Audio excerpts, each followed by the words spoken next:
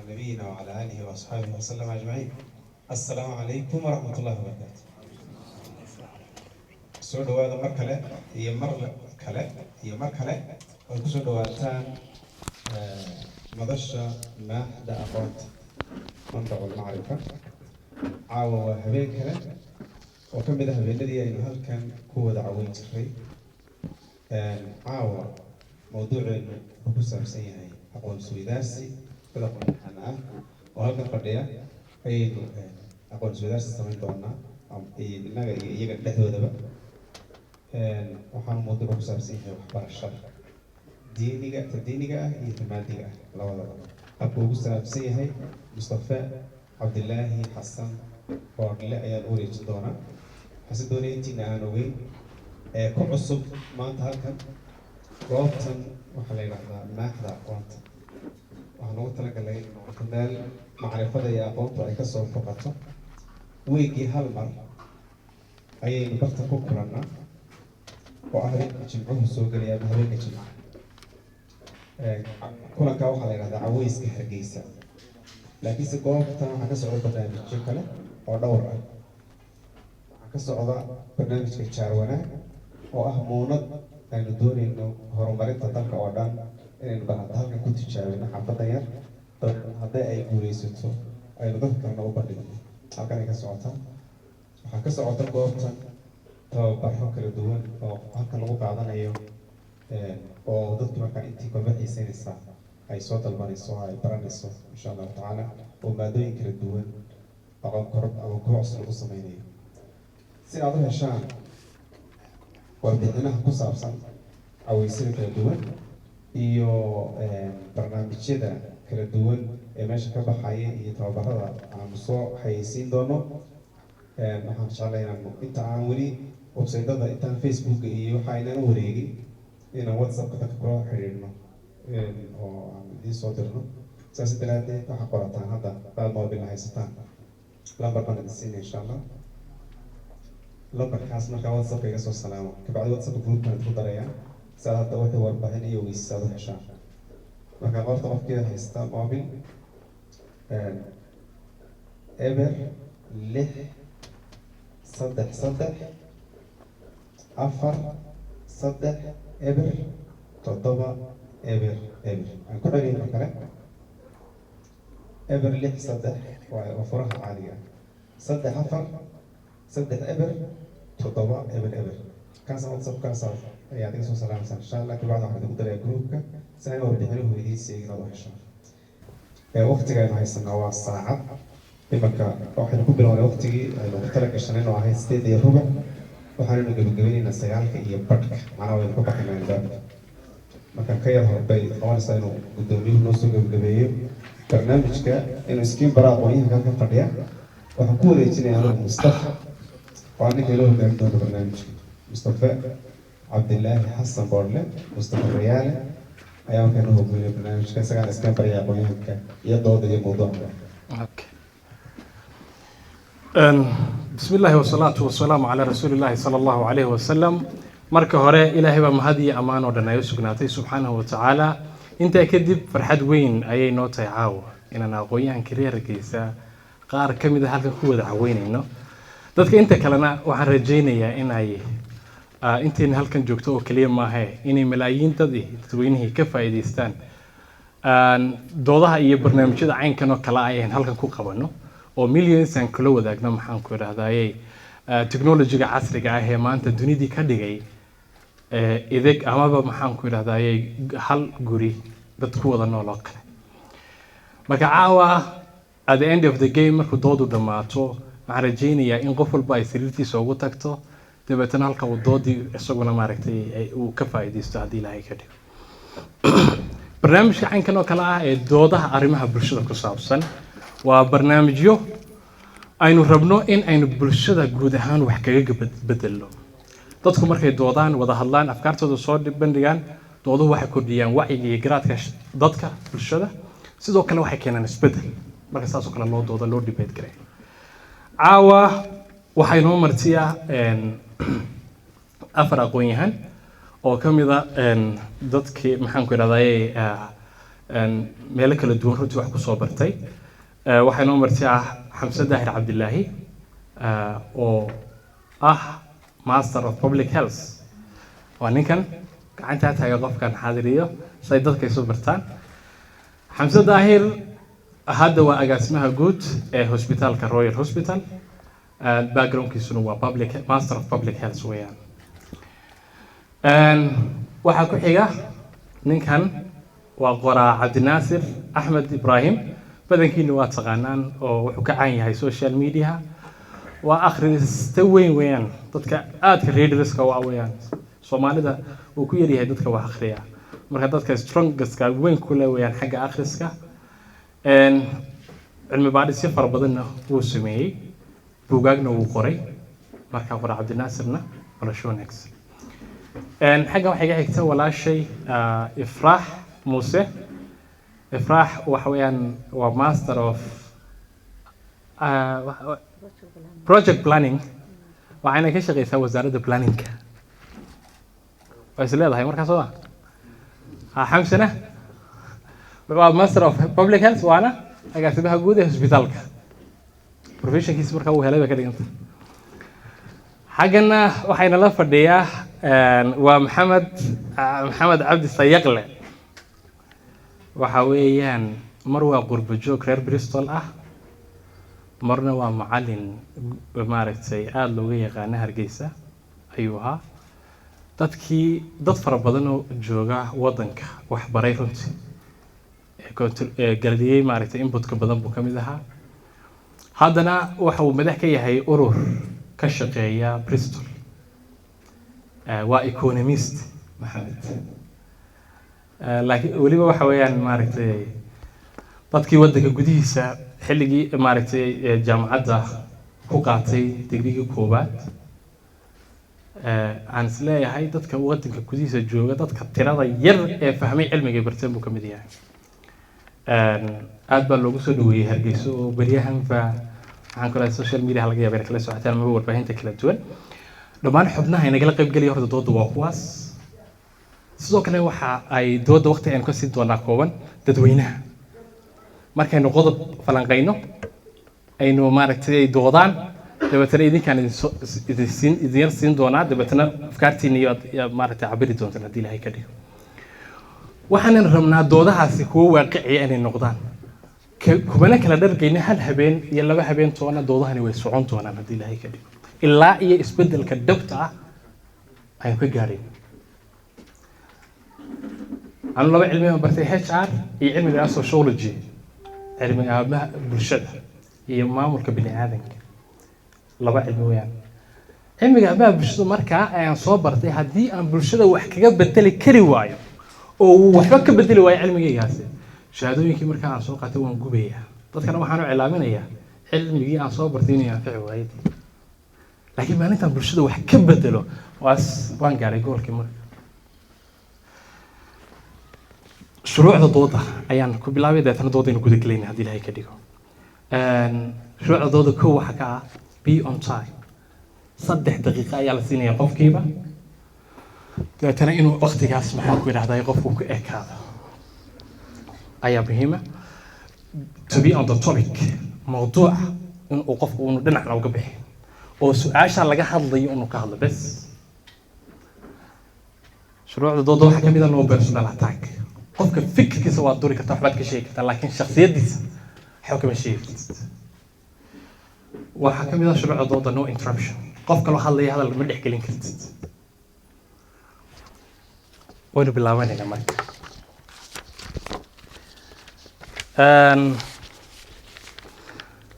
su'aasha koowaad aan doonayay inaan markaa aqoon-yahanka aan soo dhex dhigo waxaan ku bilaabi doonaa Xamsi deetana waxaan ku xigsiin doonaa Maxamed deetana Naasir baan ku soo celin doonaa deetana Ifraax saasaan samayn doonaa haddii Ilaahay ka dhigo su'aasha koowaad waxay odhanaysaa bal horta aslan maxay tahay manaafacaadka rasmiga ah iyo muhiimadda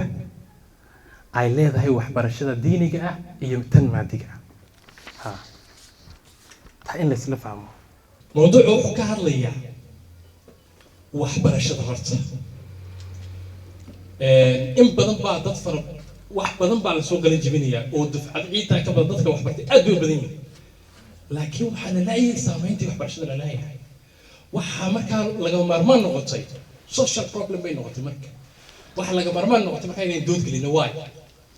deebtana cilada si loo helo sida daraadeed waxyaabaha laga jawaabi doono su'aalaha doodeena waxaa ka mid ah su'aalaha doodeena marka waxaa ka mid ah bal horta inay manaafaca bal dadku qaar baad moodaa ujeedada waxbarashadu inay ka lunsan tahay dadka qaarkood bal horta maxay tahay manaafacaadka waxbarashada maxaa wax loo bartaa diiniga maxaa loo bartaa maadiga maxaa loo bartaa waxaan ogaan doonaa oo sidoo kale laga jawaabi doonaa aqoonyahan tiro badan ayaa sanad walba soo qalin jabiya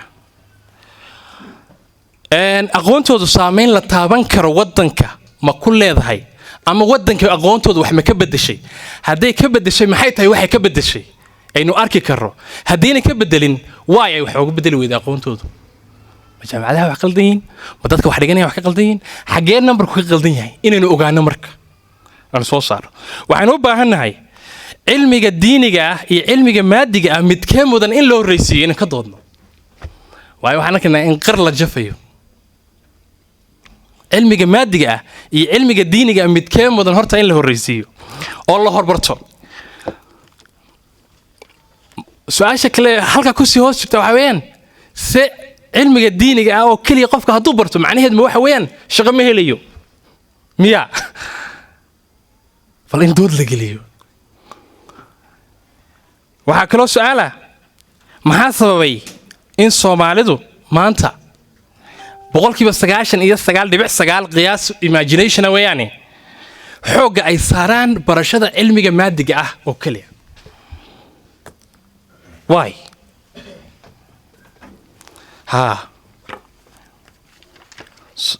sidoo kale waxa halkan kaga jawaabi doonaa doodayna kamid ah Soomaalida maanta ma soo bartaan cilmigii wadankooda anfacaya ama ka shaqeynaya ama ku haboona qof kastaana ma bartaa cilmigii uu ku fiicnaa haddii labadaas isweydaartaan maxaa dhacaya aqoonyahanka ka doodi doona idinka ka hadli doona marka inahaas maaragtay dooda caawa doodeena ay daaran tahay haddii Ilaahay ka dhigo waxaan siinaya marka Xamse Daahir iyo su'aasha koobaad oranaysa bal horta waa maxay manaafacaadka waxbarashadu waa maxay manaafacaadka waxbarashadu iyo muhiimadda waxbarashadu maxay tahay diini iyo maadi adigoo kala qaaday midba inta doonto dad mid kale shan isku بسم الله الرحمن الرحيم والصلاة والسلام على سيدنا محمد وعلى آله وصحبه وسلم موضوع سال إنه شيء هو موضوع بلارن أنا وقتك إلى شننا وكيف عدي سننا موضوع ماذا كان قصنا سحر على سيانا هدوء ولا أنا كيف عدي أنا حسنت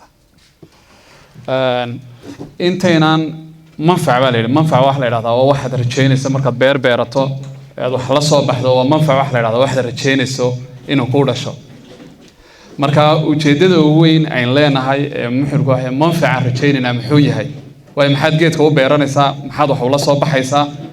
waa inaad ka fikiraysaa waxaad helayso ee hadhow toolo kaaga soo baxaya soo marka koobaad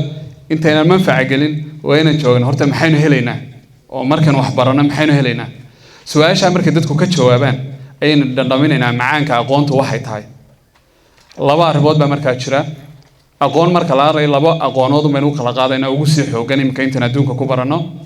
waa aqoon aan waxba ka bedelayn oo waxiya oo quraana iyo xadiisa oo inaan waxba ka bedelayn iyo aqoon ay dadku daraaseeyaan oo jahdiga iyo dadaalka ummadda ka soo baxa labada aqoonood oo isku lamaan ayaan doonaynaa inaan maxaa la yiraahdaa labada aqoonood oo isku lamaan bay doonaynaa in ogaano maxaynu ka faa'iidnay maxaynu doonaynaa inaan qabsano inta markaan yiraahdo waqtigoo cararaya haddaan ku horeeyo ta ugu muhiimsanaan aaminsanahay waa inaad ka jawaabto su'aasha ugu weyn oo qofka soo idin mid uu nool yahay hadafkaaga adduunkan lagu keenay waxa la inoo ma khalaqtul jinna wal insa illa liya'budun marka qofku inuu ka jawaabi karo su'aasha halkan ayaa kow ka ah inuu aqoontiisa iyo jawaabteeda u helo aqoonta teeba helaysa hadaba isku mid maaha labadii qof wax baranayay inaad ilaahay markaad caabudayso aqoon laan ku caabudo iyo inaad aqoon ku caabudo isku mid ma isku darajana ma helaysid ilaahay ba quraankiisa inoogu sheegay yarfa'u alladina aamanu منكم تيقول سيدرة والذين أوتوا العلم درجات درجات اسكو درجة ما هصومها سيدا دراديد أيوة حالي هذا الله نلك ليور بريوك هذا لا لك ليورنك marka qofka baryada marka sheegayno qofku markuu garanayo qaabku Ilaahay u barayo weydiisanay ay muhiimadeedu tahay taa markan ku leeyahay ma aha iska seexo tiimaadiga ka seexa lagu malaha isla diintii bay noogu jirtaayo iyadana waxa lagu yiri shaqayso oo dhidid oo weynaan ku ducaysana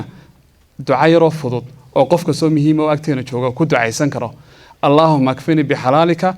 an haramika wa aghnini bi fadlika aman sawaka si ay naftaydu xalaal u hesho oo xaaraan uga maartay ilaa xalaal igu arsaaq oo igu qani iga yeelo maal ii sheegsaan uga badbaado qofka soo baahan marka tan ku dagaalamay marka soo waxmay inay tahay muhiimto nabiyullaahi daawud bad saaleen ugu filano de nin dididkiisa la soo baxa ayuu ahaa marka qofka muhiimka la doonayo maxay in labada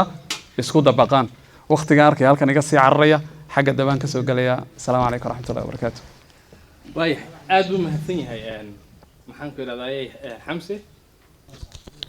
منافعاتك وحبرشته ما حيتاي حمزة وحكي جوابي وعيري وما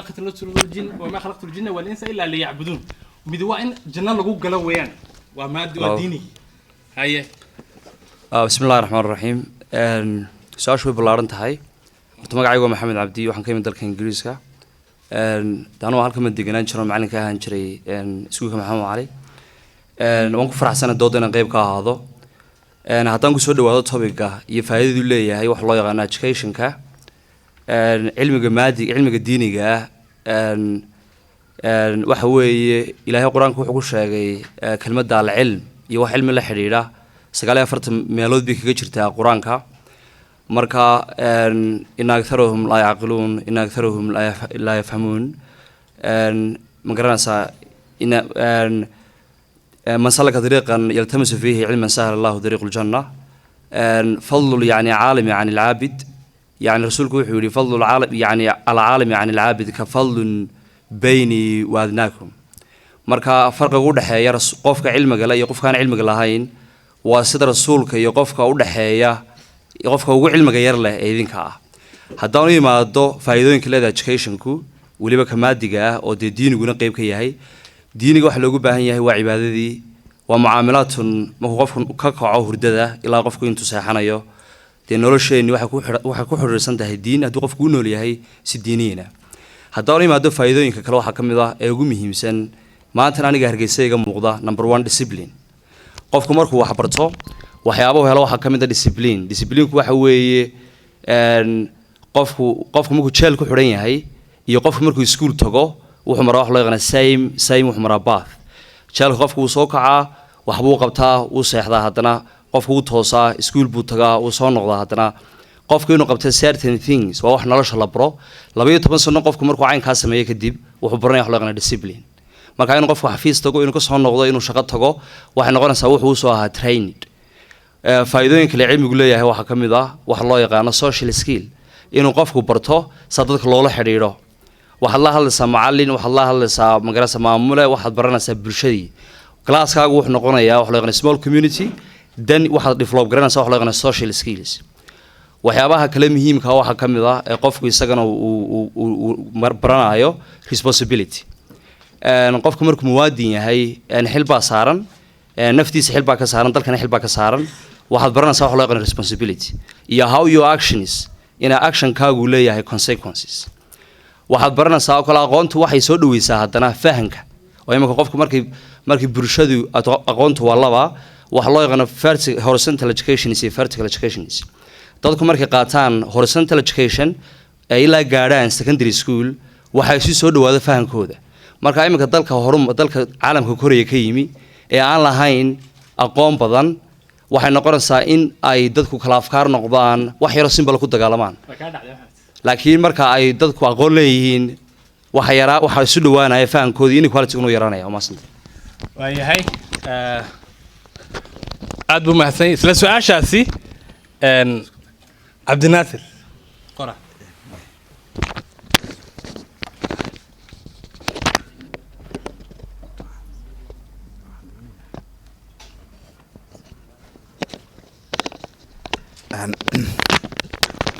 بسم الله الرحمن الرحيم وقتها lana siiyey oo aad u kooban waan cudur daaranayaa waxaan isku dayaa inaan hadalka boobsiiyo anigoo su-aasha manaafacaadka aqoonta u dhaafaya inta uu Xamse iyo Maxamed ay ka yiraahdeen haddaba aqoontan la sheegaya laftarkeedu maxay tahay baan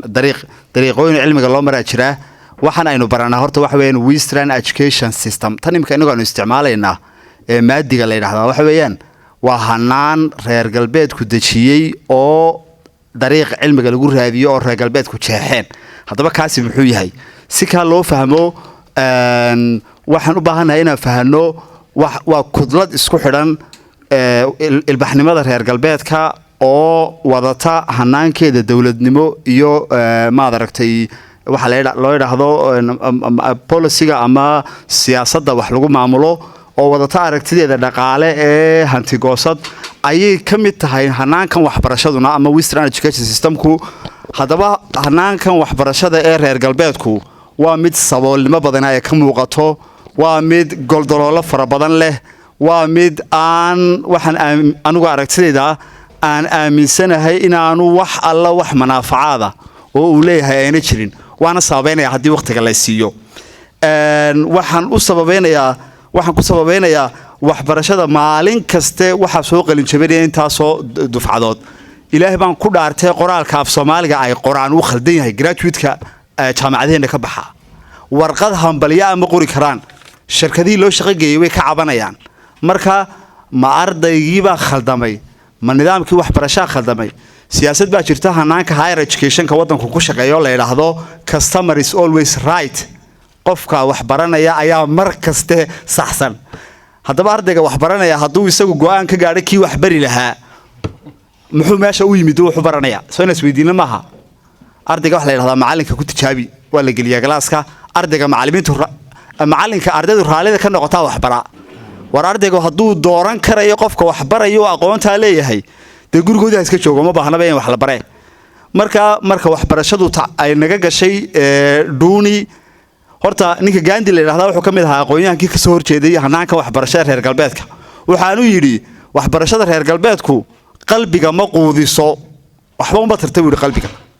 Gandhi wuxuu ahaa nin Ingiriis wax ku soo bartay laba gooc buu la tagay laba gooc buu kala soo noqday marka anigu waxaan aaminsanahay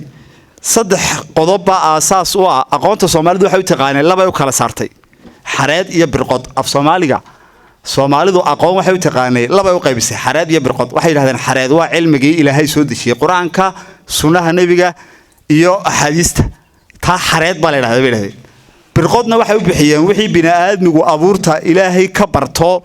bilmatal qofku siduu u nool yahay siduu u abuuran yahay wixii uu ka barto qofku ee maskaxdiisa uu ka dhalaaliyana waxay u bixiyeen birqod waqtigii bay gaadhay markay ugu soo noqotaan halka ka sii wadeen ifrax cabdinaasir wuxuu yiri aqoonta maadiga wax alla wax manaafacaad ay leedahayba ma jirto maxaad ka leedahay anigu taa naasir waan ka soo horjeedaa uu yiri aqoontu ma fiicna uu yaani dhaliilay wadanka anu aqoonta wadanka waxay u baahan tahay in la yara tayeeyo laakiin way xuntay ma oranayo ta kalena waxaan oran karayaa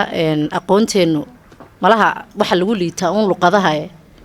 dadka aqoon la'aan ma haysa waxaynu u baahanahay in luqadii iyo tababar badan iyo in la tayeeyo bay u baahantahay haddii aan soo noqdo diiniga iyadu waxaan maadiga intaad ka bixin manaafacaad ma laha buu yiri adna waxaad leedahay manaafacaad aqoonta maadiga way leedahay haday leedahay sheeg waa maxay manaafacaadka leedahay manaafacaadkeedu waxa weeyaan waa furaha guusha bini'aadmiga ilaahay baa intaan adduunka ba waxa ugu horeeyay qalinka ilaahay ka waramo marka way leedahay guul badan baa la gaaray pilotku ilaa uu barto sida diyaaradda loo kiciyo mana kicin karo mana geyn karo because uu bartay halkan uu ka qaadaya Mareykan buu ku geynaya Hindi uu ka soo qaaday wuxuu ku keenay khaliijka Hargeysa ka duuliyay wuxuu ku geeyay Addis Ababa wuxuu kugu kaxaynaya aqoon bay ahayd hadii diyaaradda la iska kaxaysanay daana kaxaysan lahaa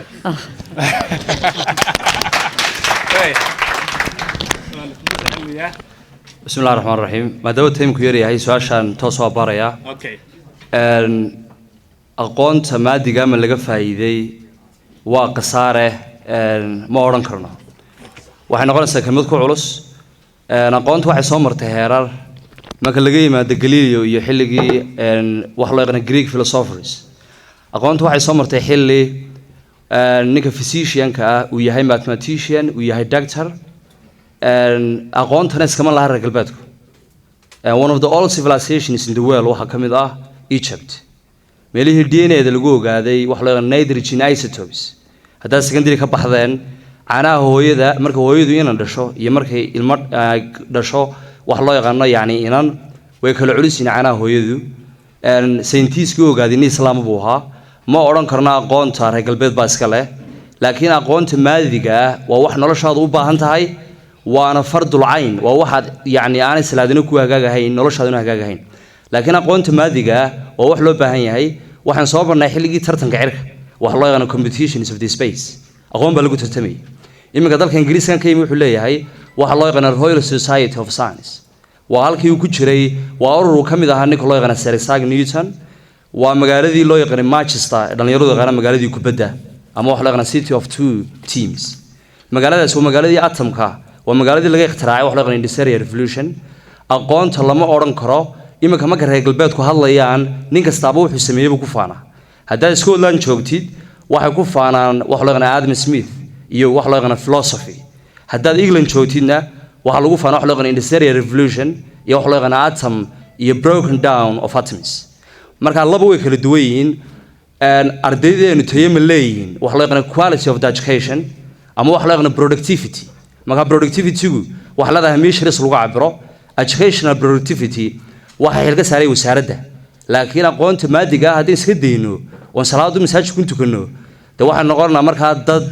community-ga ka hara noloshuna labaduba waa barala waxa la doonayaa adigoo masaajidka ku jira inaad cilmiga cirka iyo magaranaysa space-ki inaad la socotid marka aqoonta maadigii noloshani qayb ka tahay dharkaad xiran tahay iyo kursiga ugu fadhidid waxa lagu sameeyo wax loo yaqaan through science and innovations thank you dharba maad xidhatay bal hadaan maadig la baran waayahay waad arkaysaan maaragtay kala duwanaanshaha aaraadaasi intayna markaa su-aasha ka bixin hal qof oo dadweynaha ka mida baan siinaya oo bal u garqaada ama dhinac raaca niyow horta maanta markii bahalka WhatsApp groupkeena yar lagu soo diray waxa ku qornayd waxbarashada xirfadeed madiini mise maadi marka markii koowaad ba horta anigu markan bahalka arkay waxaan markiiba isweydiiyey horta xirfaddan la sheegaya waa noocii xirfadda laftarkeeda ayaan definition uga baxday xirfadda la sheegaya ma tii soft skillka ma hard skillka ma balanbankiiba ma waxa weeyaan ma ninkii kaba tolihiiba pilotingkiiba waa maxay horta bil xirfaddani waxaan kaloo isweydiiyey de inagu circular community ma nihin marka koowaad ba adigu bal maxaa kugu keenay inaad xirfaddii iyo diintii aad kala saartid su-aalo kalean isweydiiyey waxaan idhi haddii imika xirfaddan la leeyahay xirfadaha iyo diintu sidee bay isu raaci karaan qaar oo imika tusaale ahaan oo kale haddii la leeyahay diintu xirfadeebay ogoshay waa question very clear marka imika tusaale ahaan oo kale xirfad baa jirta laakiin aan diintu ogoleen sixirka for example is a skill laakiin diintu way xaaraantinimaysay sixirka laakiin inaad balanbar noqoto oo aad qasabada ama laambada aad xidho iyo diinta xiriirka dhexe maxaad su-aal u gelisay waxyaabo noocaasa markiiba horta maskaxdeeda kusoo dhacay marka ciwaanka laftarkiisii ciwaanku takalema wuxuu ahaa maadiga ma la baran karaa mise lama baran karo maadiga iyo diinta keebaa fiican mise wuxuu ahaa xirfadaha iyo saas sidaan wada ogsoonahay aqoon-yahan tiro badan ayaa sanad walba jaamacadeena ka soo qalin jabiya oo wax bartay dadkaasi aqoontoodu wax saameyn ma ku leedahay oo la taaban karo dalka ama wax ma ka bedeshay dalka hadday ka bedeshay maxay tahay haddayna ka bedelin waa maxay sababta wax uga bedelaayeen marka hore laakiin waxaad sheegtay waxaad ka aaminsan tahay waxaad aaminsan tahay inaanay wax saameyn ku lahayn oo inay waxba ka bedelin mise waxaad aaminsan tahay wax ka bedeshay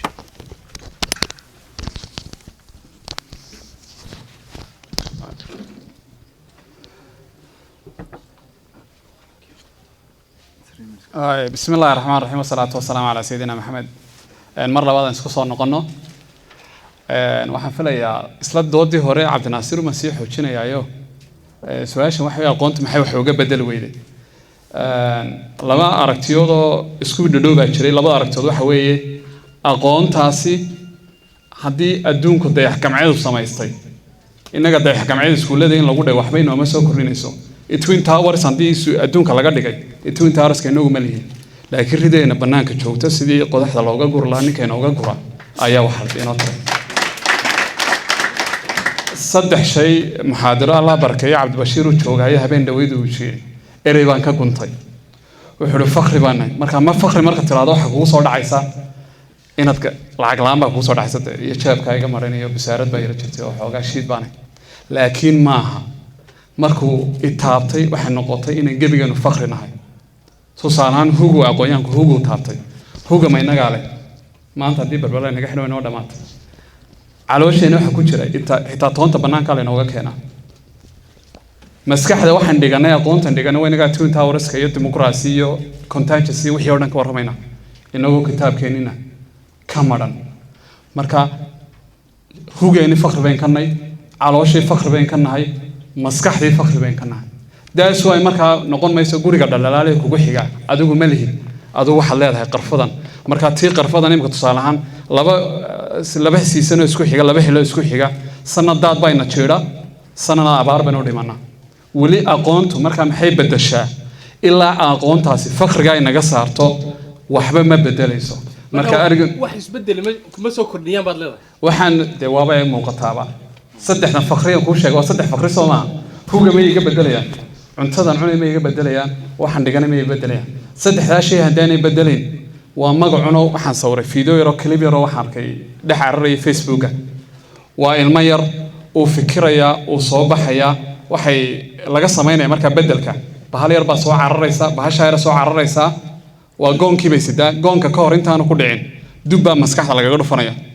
dubbaha marka lagu dhufo maskaxda waa la furay, maskaxda baa laga saaraya. halkii maskaxda waxaa la gelinayaa koofiyadan goonka ah. waa faaruq soo maaha. taas ayna haysato marka insha Allah way bedelayso waqtiga garaa.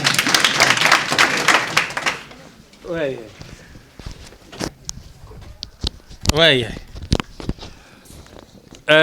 aqoonyahan maxamed, waxbarashadan sanad walba arday baa inoo soo qalin jebisa. wax isbedel ah aqoontoodu waddanka ma ku sameeyeen mise wax saameyn ahba kuma laha? بسم الله الرحمن الرحيم. waxay ku fiican tahay inaanay su'aashii naga baahin ay ahaato very narrow. haddaan point-ka baaro aqoontu waa laba, mid waa laga faa'iiday, midna lagama faa'iidin. waxa loo yaqaan horizontal education-ka dadku inay wax akhriyaan waa laga faa'iiday. waxay leedahay wax loo yaqaan yani faa'iido xagga dhaqaalaha, xagga fahanka inequality wax loo yaqaan leedahay dadku inay si soo dhawaadaan. laakiin vertical education-ka waa aqoonta sare lagama faa'iidin. waxaan looga faa'iidin aqoontu waa sida beerta oo kale. dalaga soo baxa miyaynu u baahannahay? taasna dhalinyaradu ma laha dhaliisheeda wasaaradda waxbarashada iskale. wasaaradda waxbarashadu waxay u baahan tahay inay siyaasad dejiso education management policy soo saara ardayda loo baahan yahay. imika waxaan u baahanahay marines, dad ah marine experts, dad cilmiga badda bartay. waxaan u baahanahay navy ma lihin. waxaan u baahanahay environmentalists ma lihin. waxaa soo baxa saddex dalagoo isku mid ah oo wax soo saar ah. waa management, waa accountant iyo wax loo yaqaan business. marka innakana by nature qofku businesskiisa isagaa maamula. owners and the management are same. marka waxaa u baahanay in laga fikiro aqoontan intaynu u baahnayn mate. waxaan xasuustaa markay dhalinyaradu secondary-ga ka baxaan ma yaqaan qofku laba shay baa kala fog. wax loo yaqaan dreams and facts. dreams waxa weeye qofku markuu secondary-ga dhiganayo maxaa ku soo dhaca maskaxdiisa. facts waxa weeye maxaa suuragala. marka isaga waalidkii iyo dawladda daagaag waa inay markaa ay ka dhigaan wax la gaari karo. marka caruurteena iyo dhalinyarada secondary-ga ah ee qaarkiinba noqon karaan, qaarkood baa waxay ku fiicnaayeen aan heli karahayn. marka imika anigu jaamacadda galayay muu jirin wax loo yaqaan muu jirin medicine. waxaa jiray two fields, management and accounting. marka qofkii wax loo yaqaan people of number ama wax loo yaqaan people of science ma geli karaan quality-ga lahaayeen. marka waxaan u baahannahay ardayda faraha badan ee soo baxda dhaliisheeda waxa iska leh wasaaradda waxbarashada. waa very complex in la sheego, laakiin arrinka kale tayada waxbarashada ah waa arrin kale u baahan in qiyaas kale la saaro. marka aqoontoodii واحد لا وحبي بدل شيء بس وحما يبدل ما تكون راحتنت يا حمسي anigu aqoontoodii dee musafaw inaan ka imika dhigtay business ama management waxay noqonaysaa anu maxaan ka doonayay inuu bedelo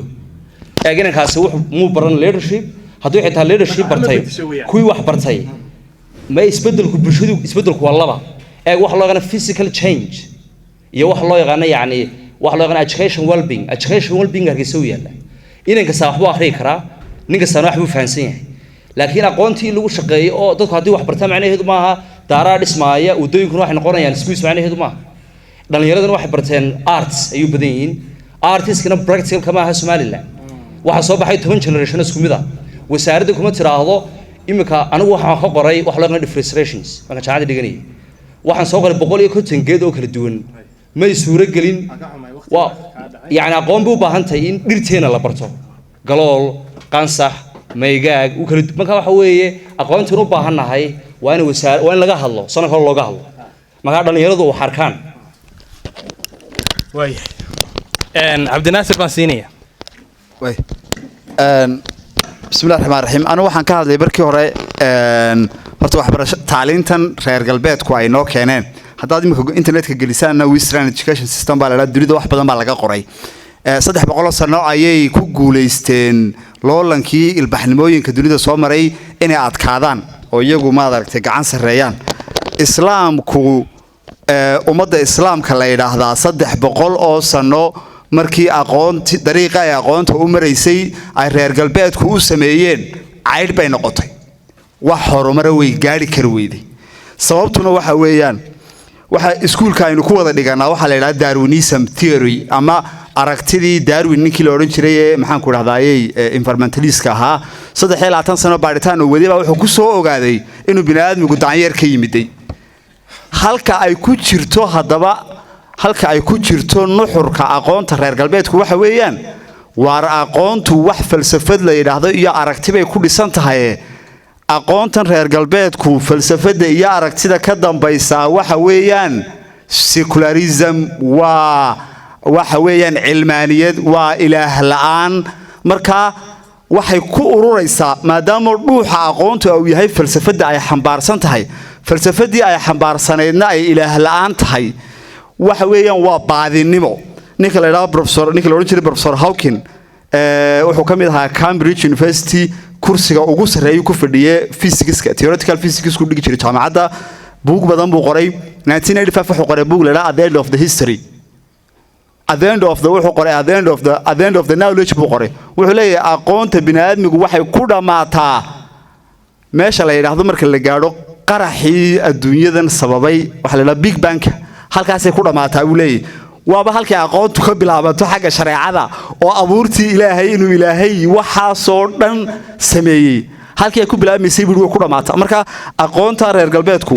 way maran tahay dhuuxay ka maran tahay sababaha marnaanshadeeda keenana waxa weeyaan aragtida falsafadeed ay ku xiran tahay teena hadaba hadaanu imaado 1977 kii ayuu Maka shir ka dhacay shirka Maka ka dhacay waxa isugu yimid dawladaha islaamka waxa laga wada hadlay war aqoontan reer galbeedka ma islaamayna baada shirka waxa ka soo baxay 3 qodob baan idin sheegayaa qodobkaasi wuxuu ahaa 5 jaamacadood oo aqoontii reer galbeedku aynu islaameynay ah iyo aqoonihii iyo dhaqanadii aynu haysanay wixii aynu ka soo qaadano iyo diinteena islaamka intaas oo isku dhafan 5 jaamacadood dhulka islaamka ha laga sameeyo ilaa imika reer galbeed baa jaamacadaha hortaagan 1977 baa isla qaatay waqtigii baa halkan aad iyo eriyanaya sababta keentay tayaxumada sababta keentay in aanay tayo yeelanin waxbarashadeenu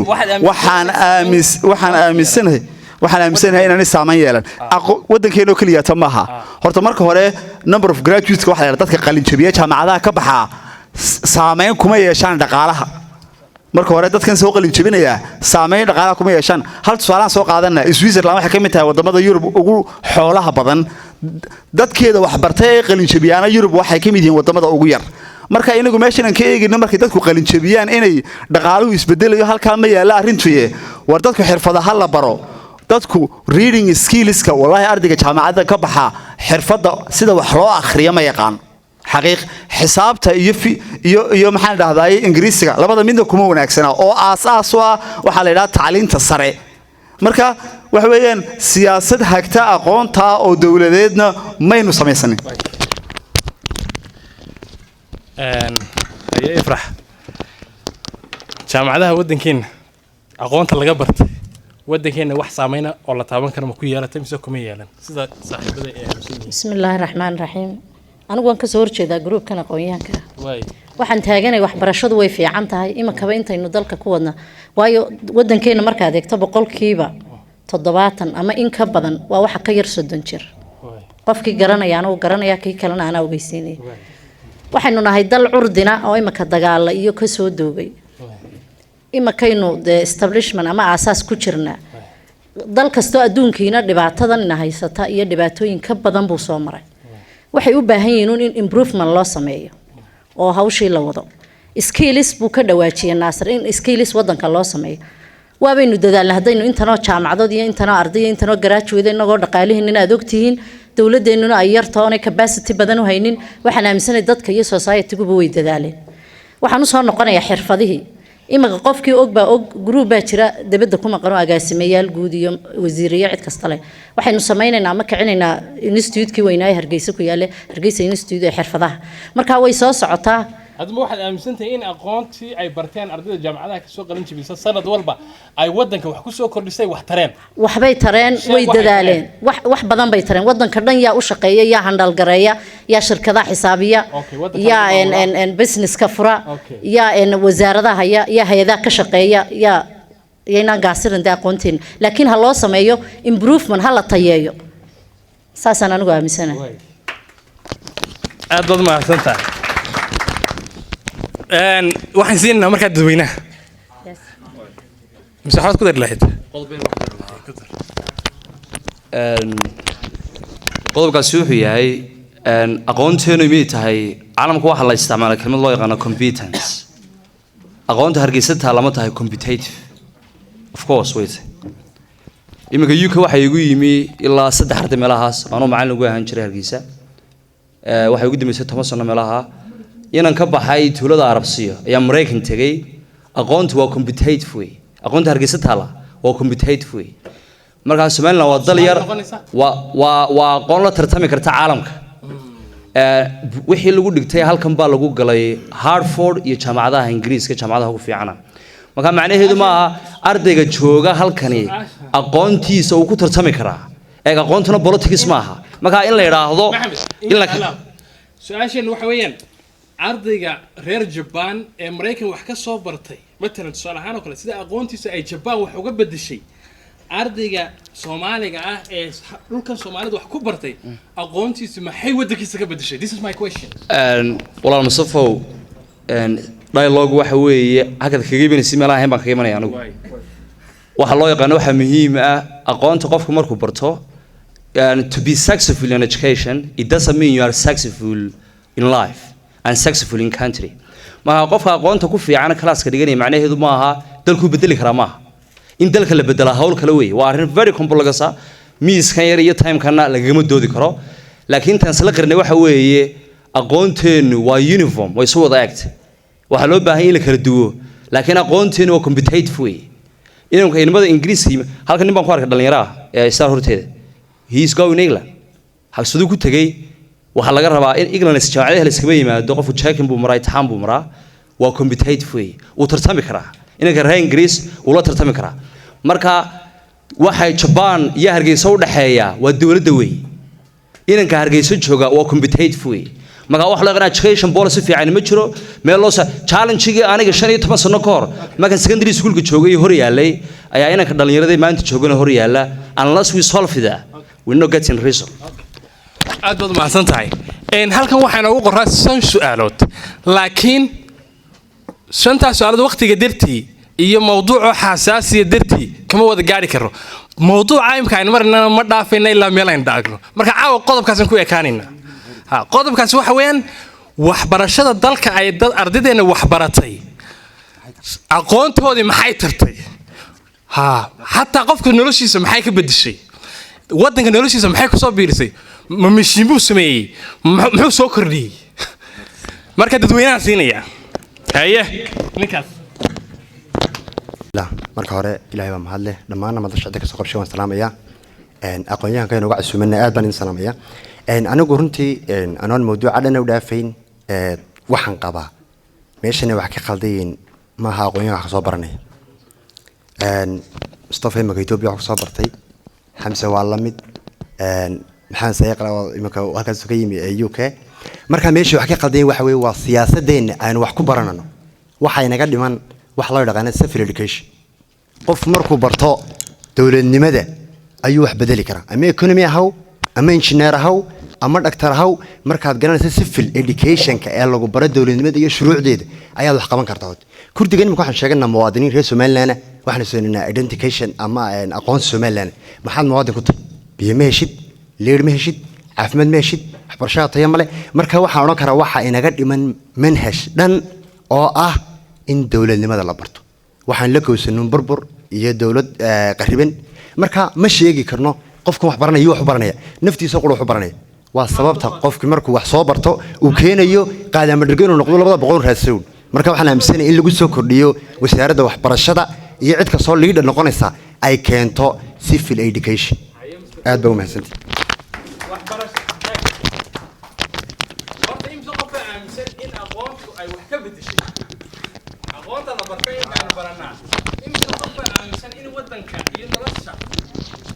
from individual to country level ay wax bedeshay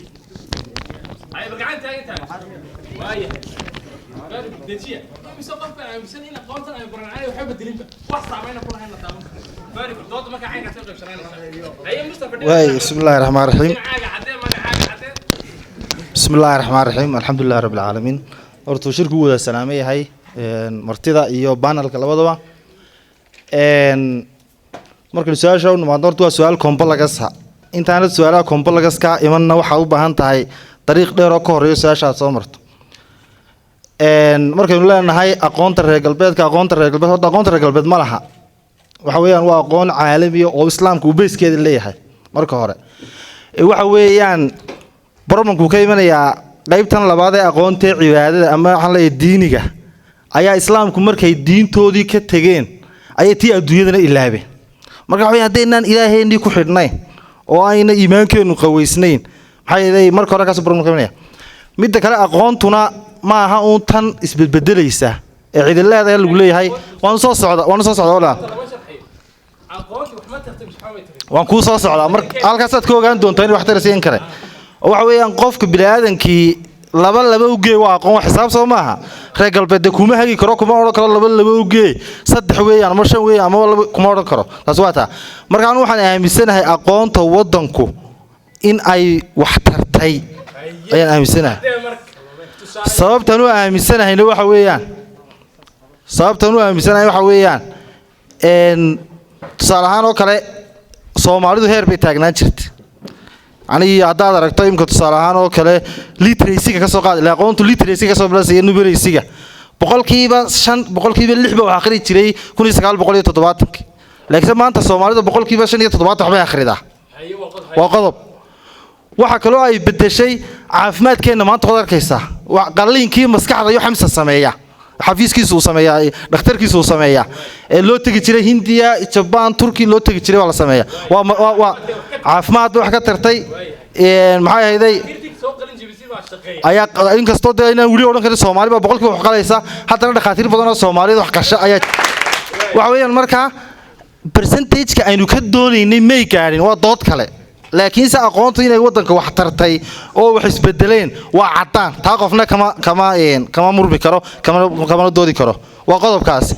waxa weeyaan laakiin sa qodobku doobiyaan ku daraya inanka Japan wax ka soo u dhashay ee ka yimid tusaale ahaan oo kale Mareykan ka yimi ee Japan ku noqday iyo ka Somaliland ka tagay ka soo noqday Turki ka soo noqday maxay dibadda ka soo noqday sababta uu kala duwan yihiin super bardhigi karin ayaa meesha taala iyaduna waxa weeyaan tusaale ahaan oo kale space ka garoonka kubadda lagu ciyaarayo kala duwan yahay maxaa adigu timi markaad ka soo baxday jaamacad ka soo baxday halkee timi ayaa meesha taala waa taa Maxamed sheegayo wadankii policies-kii iyo nidaamyadii iyo wixii daan dhisnayn waxa weeyaan waxyaabo badan marka waxa weeyaan aqoontii doodeeduna waxaad moodaa inay dhinac maartay u yar badan tahay marka kulay halkaas aan kaga sii baxnaa bismillaahir rahmaanir rahiim kuma dheeraanayo horta be on topic buu ahaa requirements-kan iska rabnay waxaan soo kacay inaan ka jawaabo su'aasha ah aqoontii ma ka bedeshay aqoontii Soomaaliland lagu dhiganayo waliba ma ka bedeshay wax jawaabteedu waxaan oranayaa anu wax fikradeyda waxa raacsan waxba kama bedelin sababta ku sababeynaya jaamacadaha dalka ku yaala labaan dhigtaa imika midna waan qalin jabiyay midna waan dhigtaa imika taas waxay cadeynaysaa horta aqoontii xog baan ka hayaa jaamacadii waddankeena ku yaalay 2017 waxaan ka qalin jabiyay jaamacadda Artemis accounting aan ka qalin jabiyay imika waxaan dhigtaa jaamacadda siyaasadda oo jaamacadda shaqaalaha dawladda oo imika qalin jabiyay 24 bisha September afraasi kadib jaamacadaas tadambaada ku dambeeyo urban management baan baranayay iyo inaan wax ka bedelo dawladaha hoose markii hore Ingiriis aan u galay maanta aan qalin jabiyay wax ma kama bedeli karo sababtu waxay tahay waxaan dhiganayay Ethiopia si wax looga bedelo jaamacadda shaqaalaha dawladda anoo ceebeenahayn jaamacadeeda ay tahay syllabuska aanu ma lihidii arday baan ahay syllabuska la dhigayo saameyn kuma lihi syllabuskii la dhigayo wuxuu ahaa maalintii aan faraasha yeelay maanta senior ahay in ay tahay wixii Ethiopia aan dhiganay marka waxa uga bedeli kara la su'aasha jawaabteeda ma baan dhiganay wixii Soomaaliya wax laga bedelay laba accounting ka qalin jabiyay jaamacadda Artemis in xaqiiqada isku sheegno way runtu aqoontu النبي محمد عليه الصلاة والسلام إلى هم الكهال اللي يحوري والذي جاء بالصدق وصدق به والذي جاء بالصدق كي اللي يمرهنتا ما كان دين تبرهم بالله كل شيء سبحانه وتعالى جامعة أرمس أو هرجسة كتالله وحكوا قلنا تبيه أكاونتينج كان براني حسابات كان براني وحلاقي شيء كينيون على جاب ولو سو جابير ترى على أكاونتينج accepted principles أيليهين مر أمريكا وخلافنا هندية من اللي هيو بريس كانوا هندية تستوى اللي كشكيني أو واحد اللي يقول بلعب فراش كيجي كم بري كرتي أكاونت هذا برا يسوي جاب واحد يسوي جابي وchannel accepted accounting principles طبعا كان principal ما دافع كرتي واحد سويدي مركي وياه شيء لوس في رجع شيء هو أمريكان ما كان أمريكا حكومة بريني سؤال أو حكومة بدي ركلا عم سنة وطا واحد كسر أنت سانك بحيا أنا كورت محمد عندك سهر شيء فكر كيسة هناك عندنا أيه قاعد تاج همسية very hot عوض وين شاء الله كسهر شيء ده ولا قلت يا أيه فكر كيسة الشيء ولكن فكر ككل الدعوية سير قرابة مرسلين أيه وحبنا شو أول نقول وده حبيب بدشي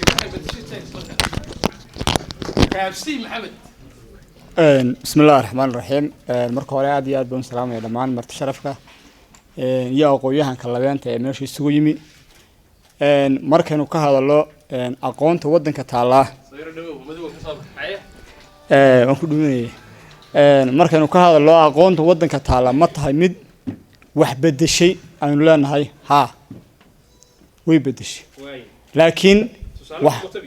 waxaanu tusaale ku qotbinay waxa weeyaan 1960 markaynu taaganahay waxa tusaale loo soo qaatay Soomaaliland laba nin baa wax jaamacad ka baxay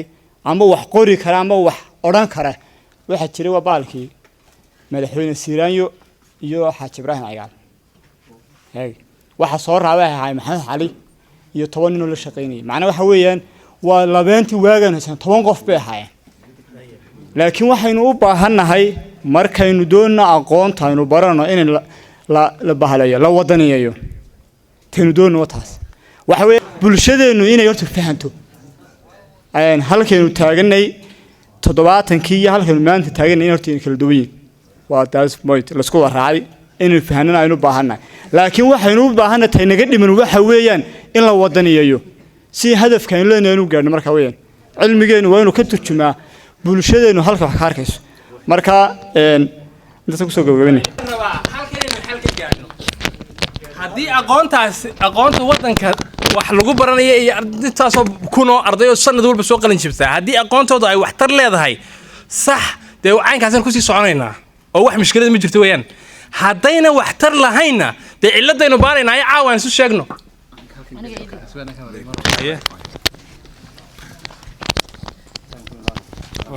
time kan noqo mar walba waxaad moodaa qodob noo soo socday in lagu sii degdegay oo ahayd maxay wax uga bedeli weyday halkaynu kaga bilownaa markaa yara annaga banalkayga lafteeda waxoogaa maan sara duqeyn laba erayo tiimkayga laba aragtiyood labadaba waan ka soo horjeeday idinkana waan idinku sii wadaa maxamed uu quursaday meesha inuu yartoo miiska yar buu yidhi macnaa isbeddelkuba inuu ka bilaabo guri marka la dhisay jaajuurka laba dhagaxoo la isa saaro halkana ay tahay dooda waxaanu barbilowgii inay noqoto marka maxamed taasaan ku yara dhiirigelin lahaa waa barbilowgii macnaha waa seeskii bay ka bilownay waa bilowgii dooda labaad ilaa hadda waxaan ka seexan lahaa xaflay xubnaha halkaa maraya walaashay waxay ku celisay dowlad curdina oo 30 jira gowra qaangaarisa garan maayo laakiin dib aan kugu celiyo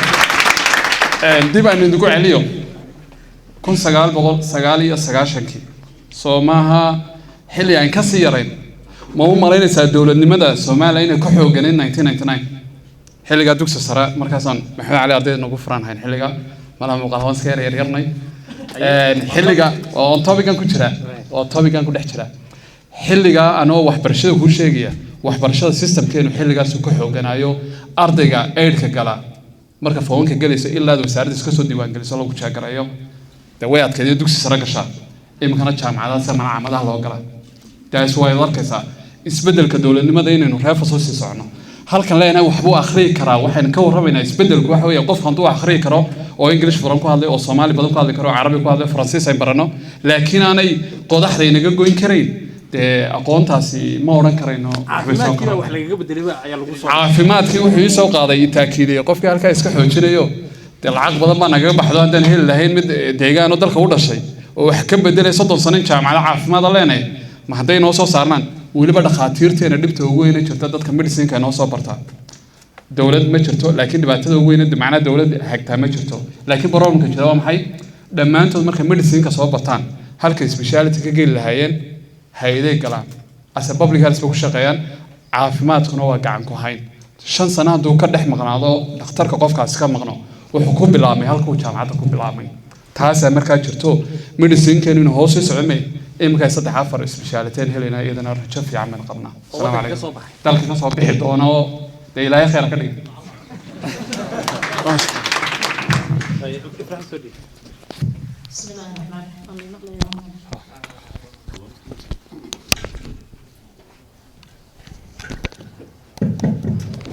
horta dawladda bismillaahir rahmaanir rahiim dawladda la sheegaya horta waa adiga aqoon dawladda cid kale maaha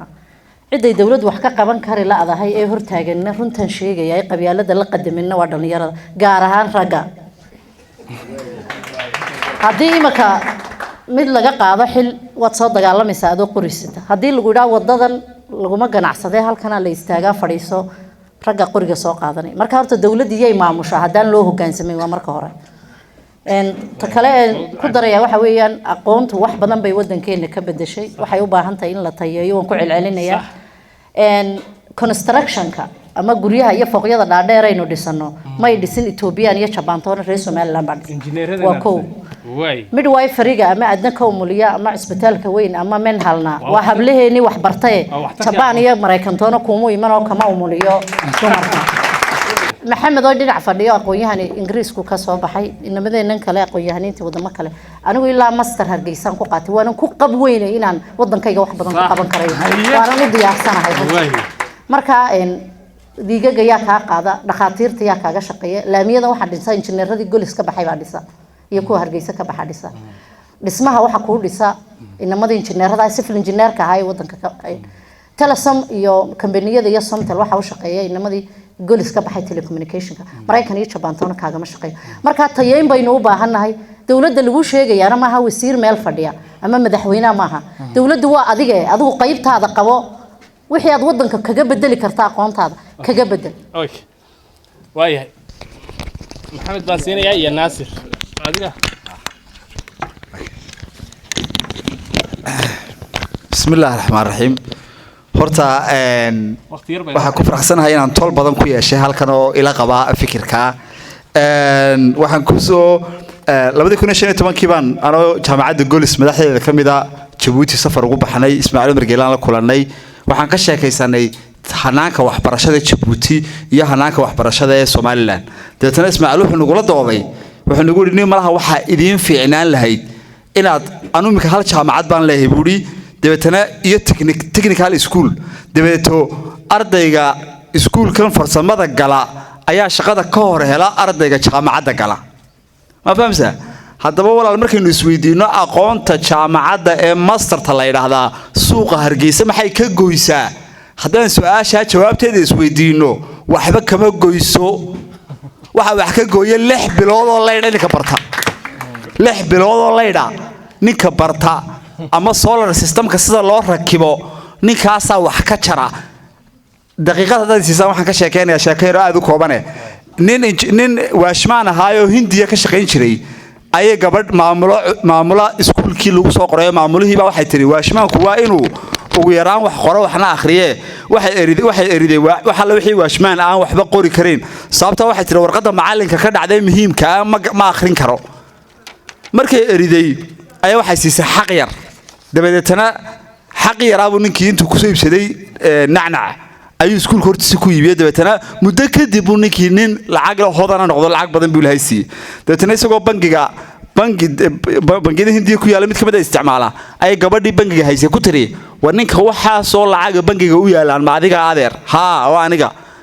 halkan saxiixba ku tiri ma saxiixay ku raad waxma qore ii dhib khadkii suulkaan saare khadkii baa u soo dhiibtay suul ku saare dabeetana waxay ku tiri alla adeer wanaagsanaan lahayd adiga wax barta haddaan wax baran lahaa uu yiri waashmaan baan lahaan lahaa mararka qaar waxaan isiraahdaa nin mala waxa ficilad bayna tabaandheer iibiso wax iyo waqtiyo jaamacadda iyo waxa soo hale wixiyo waqtiyo meesha gale mala ina tabaandheer meel ku iibisa ka ficnaan waa ka baxay hadalkii waaya adoyan maxamed bismillaahir rahmaanir rahiim in la cabiro wax loo yaqaan productivity of the education ama wax soo saarka tacliinta waa arrin u baahan aqoon ma arrin qof kastaaba uu intuu wax xidhaa dabeetana oran karo dalku in laga fikro in education policy leeyahayna waa very important way inanka Japan jooga iyo inanka Ingiriis jooga iyo Hargeysa jooga waxay qaataan wax loo yaqaan same education waa tacliin soo saaray wax loo yaqaan ninka wuxuu qaataa Aristotle Plato David Hume Sir Isaac Newton waxa lagu kala duwan yahay waa saynisyahannadii caanka ah ee lahaa afkaarta sayniska iyo horumarka waxa lagu kala duwan yahay wax loo yaqaan siyaasadda dawladda marka inaga halka ay ka liigaysaa waxa weeye dadkii xagga sare joogay baan shaqeynahayn iminka dalka Ingiriisku wuxuu leeyahay wax loo yaqaan Royal Society of Science waxay baaraan ardayda iskuulka dhigata ku intelligent-ka ah waxay soo saaraan marka Ingiriisku waxa weeye dad caruurtii Soomaalida ka mid ah dadka iskuulada dhigtay ee maanta Ingiriiska waxa laga fikraa inankii space-ka tagi lahaa waxa laga fikraa inankii DNA discovery meel bi taagan tahay caalamkana science waa dynamic way dadkii wax ku dari lahaa marka imika innaka technology-ga ay caalamku inaga horeeyo iyo hadii aqoonta Hargeysa taala wax soo saarkiinu ka filayno waa laba doodood kala duwan way dadku wax ma barteen ha anu waxaan garanayaa mar secondary-ga cidda ka baxday ay ahayd numbers waxaan ka baxay Maxamed Ali Ibrahim maamulahaygu waan jiray macallinkayguna uu ahaa he was my very simple lawyer wixii iga sheekan jiray go'orin jiray Maxamedo you should be time ina saacad noqotid way oo magaalka marisay dadku yiraahdaan inankii baalka marayo waa xilligii salaadu taagneed way marka ardaydu discipline bi lahaan jireen waxa muhiimka waxa weeye productivity-ga taa kuma cabir karno imisa engineer baa soo baxay Hargeysaan waan garan karaa anigu 30 dhakhtar oo aan biology-ga chemistry-ga u dhigay ayaan uga yimid magaalada Hargeysa waxaan uga bilaabay form 1 marka ma oran karno wax muu soo bixin waxaan u yimid intaas nin oo dhalinyaro ah oo teenage ah maalintii tagay oo engineers ah intaas oo qof ka gudbay from literate to illiterate marka sida loo cabiro wax soo saarka ma aha qof inta microphone-ka qabsan yiraahdo waxba ma soo bixin ma aha wax soo saarka waxa loo cabiraa habab policy leh qofka imika bartay medical-ka arrimaha dhaqaalaha kama hadli karo ka dhaqaalaha bartay arrimaha accounting kama hadli karo waxyaabaha dhalinyaradu inay bartaan muhiim waxa weeye waxaasi fiilkayga ma aha oo ma garanayo ama waxaan filayaa aniga fikirkayga caynka iminka anigu waxa ugu soo celcelinayaa waxaan doonayaa benefit of my view yani experience-kayga aqoontayda in wixii aan isla yahay wax bay soo kordhin karaan idin la wadaago hal shay oo qaldan wuxuu yahay dhalinyaradu waxay u baahan yihiin wax loo yaqaan counseling iminka inanka secondary ka baxay caalamka jooga waa la taliyaa waxa loo ogaaday muxuu ku fiican yahay inankii ku fiicnaa iminka waxaa jira qof low doonaya ayaa hooyadiin wax doonaysa noqday engineering ayadu wax jeceshay qof guryaha dhisaa and he is not good at maths marka qofka aan maths ku fiicnayn wuxuu noqon karaa good lawyer laakiin ma noqon karo good engineer kuma noqon karo good doctor marka waxaan u baahanahay in halka hoose wax laga soo saxo dhaliisha ay leedahay wasaaradda waxbarashaduna ma qaadan karto ardayda dhalinyarada iyo hooyada inankeedii iskuulka ka bixisay isbedeluu jiraa laakiin isbedelkii dalka bedeli lahaa nimanka lacagta urursanaya laga rabaa guryaha dhistaa ee aan ka fikirin horumarka la taaban karo waa maasantii waayahay waqtigii ayaa inaga dhacay aad iyo aad baad dhammaantiin u mahadsantihiin doodaha caynkan oo kale waa masiiri maadaama mustaqbalkeena la xiriiraan mid iyo laba iyo saddex iyo afar toona kuba dhammaanayaan waynu wadaynaa waynu bodlinaynaa ilaa iyo aynu natiijo ka gaaraynaa haddii ilaahay ka dhigo marka magaalada oo dhan ha ku faafto waddanka oo dhan ha ku faafto dooda caynkaasi ha la isweydiiyo meel kaste ha lagaga doodo wararta aqoontan dadkeena ay barteen maxay soo kordhisay waa in la istuso oo la istaabsiiyo marka hadday cillado iyo maaragtay dhibaatooyin iyo dhaliila jiraan sidee loo saxaa dabeetana aqoon-yahankan ka hadlinaynaa mar kale sidee loo sixi karaa haddana waa laga doodaya saasaa loo sixi karaa maysan hala sameeyo maysan la sameeyo way ka faa'iideysan doonaan jaamacaduna way qoran doonaan oo jaamacadun baa ka faa'iideysan doona ama dowladda wasaaradda waxbarashada ka faa'iideysan doonta resource marka madalaha caynkan oo kale waxay noqonayaan meel aqoontu ay ka soo maaxato sida maaxda aqoonta oo kale haddii ilaahay ka dhigo insha allahu tacaala waana inaynu doodaha caynkaas oo kale ah waddanka wax kaga bedelo maxaan ku irahdaa manhajka wax kaga bedelo waxbarashada wax kaga bedelo dhaqaalaha wax kaga bedelo siyaasadda wax kaga bedelo insha allah biidni illahi alkariim dhammaan aqoon-yahanka ka soo qayb galay ee igala qayb qaadanaya panelka dooda aqoon-yahan qurbajoog maxamed aqoon-yahanad ifraax aqoon-yahan cabdinaasir qoraa cabdinaasir iyo aqoon-yahan xamse waan uga mahad celinaya sida quruxda badan nadiifta ah ay u doodayeen ee ayna shakhsiga u durayeen fikirka u durayeen fikirka waa duri kartaa qofka laakiin shakhsiyadiisa ma taaban karto idinkana dhammaantiin sidii quruxda badnayd aad uga qayb qaadanayseen waan idinka mahad celinayaa doodaha caynkaasna waynu sii wada doonaa haddii ilaahay ka dhigo ilaa iyo aynu natiijo la taaban karo oo suuqa aad ku aragto oo jaamacadda aad ku aragto iskuulka aad ku aragto meel walba ku aragto oo shaqada ku aragto ilaa aynu ka gaadhno ma waynu wadaynaa haddii ilaahay ka dhigo waxaana jira kuwan tana qura maaha mawduuca waxbarashada qura maaha dalka intaasoo mushkiladoodoo kale iyadana aynu debate garayn doona insha allahu tacala aad baan markale idin salaamayaa shirkeennii iyo doodeenniina maanta